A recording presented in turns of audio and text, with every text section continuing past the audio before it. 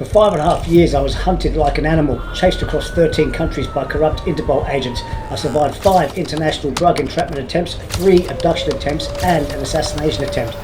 This is my story. It all began the day I uncovered a traitor, a former friend turned police informant to save his own skin. He was facing 20 plus years for trafficking cocaine, so he made a deal with the corrupt police. To cover his tracks he decided to frame me.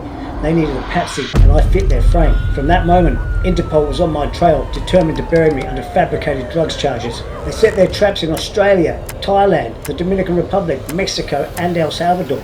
5 times they tried to bait me, but little did they know I was the one baiting them. 5 times they tried to frame me with drugs, and 5 times I caught them, outmaneuvered them and exposed them.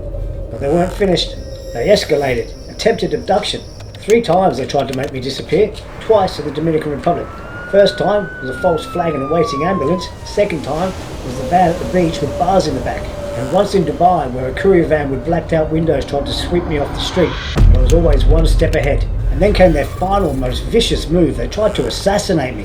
One night, as I reached for the door handle to my building, I felt something off.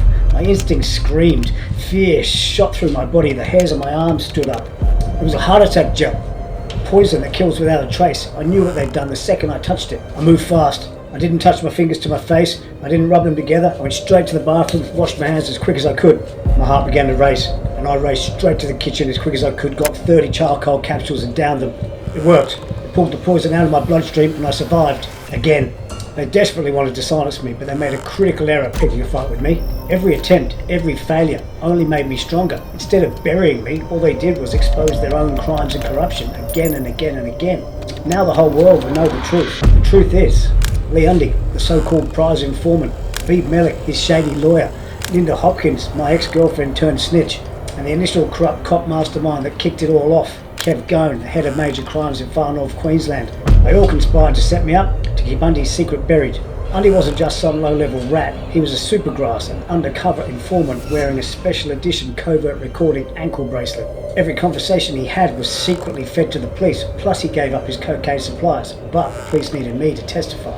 If the truth got out, their entire operation would have collapsed. So they made their moves, they framed me, and they had a powerful combined force targeting me. The Major Crime Squad in far north Queensland, Melbourne Organised Crime Squad, Queensland Crime and Corruption Commission, Interpol and the MCA, the National Crime Agency in the UK, all 5 agencies. They threw absolutely everything at me.